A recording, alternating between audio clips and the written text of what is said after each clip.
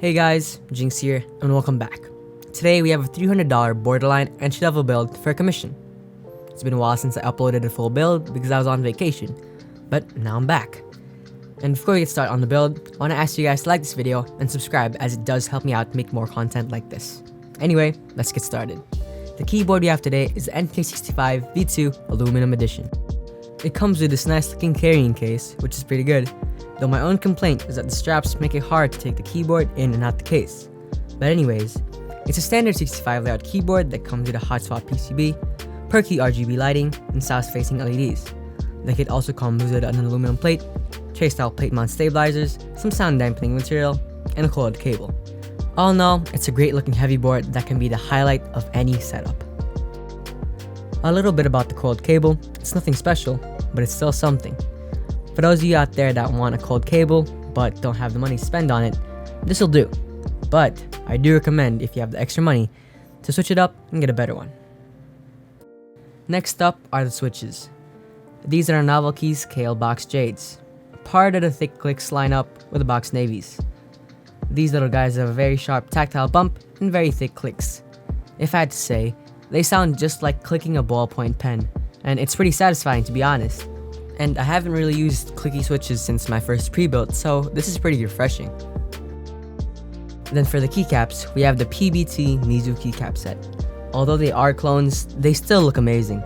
Along with the Avatar Novelties, which comes with a set, it's a good substitute if you've missed out on the group buy and you just don't have the money to spend on aftermarket prices. The overall quality of the keycap set is pretty good, especially considering the price it comes at. Alright, let's get into modding. So the first thing we gotta do is tune these stabilizers.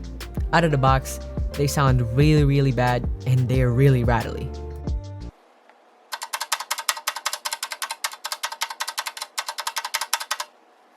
So we're going to be clipping and lubing them, as well as band-aiding the PCB and plate to make less of a metallic noise and to make the sound a little softer. So to get the stabs off, we just have to push from the top of the stabilizer and then pull off from both sides, like this. And then once you unclip them, it's time to take them apart. And since they did come pre-lubed, we're going to have to be cleaning them in water and wiping them down. And after that's done, we can start clipping the prongs on each stabilizer to get the straight finish. This will help get rid of unwanted noise coming from the stabs. And then we take a little bit of lube and wipe down the inner parts of the housing, making sure to wipe all points of contact. Now it's time to put them together with the two holes aligning with the opening of the bigger part. Now it's time to grease the stab wire. I like to dip the wire in the tube and make sure I get the bend as well. You want to try to keep the coat as even as possible, so you might need to use a brush to wipe it evenly on the wire. With that done, we can finally put the wire back in the stabilizer housing. Now before we clip the stabilizer back in the plate, we're going to be putting some band-aid on the PCB and the plate to dampen the sound of the stabs. Then we just repeat the process with all of the stabs, and then we can finally clip all of them back on the plate. And now for our switches, the KL Box Jades. These clicky switches, as stated in their names, are box switches, meaning they have a tiny hole in the bottom housing, which makes them water resistant. So using lube for the bottom housing isn't the best idea, as they may end up dripping through the hole. So instead, for these box jades, we're going to take our lube, our springs, and a Ziploc bag so we can start bag lubing. So we just pour our springs into the bag, put some drops of lube, 1 drop per 10 springs is what I usually go for, and then we shake. A few moments later. After a minute, I like to massage the lube into the springs and then shake for a little longer. And after we're done, we can finally put the switches back together. And after doing that for all the switches, we can finally move on and assemble the board.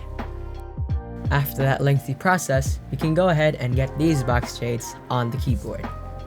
And just like that, we can finally move on to my favorite part, putting on the keycaps.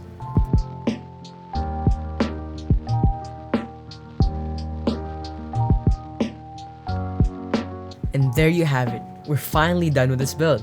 I gotta say, I really love how this board looks. These are probably one of my favorite keycap sets out right now too.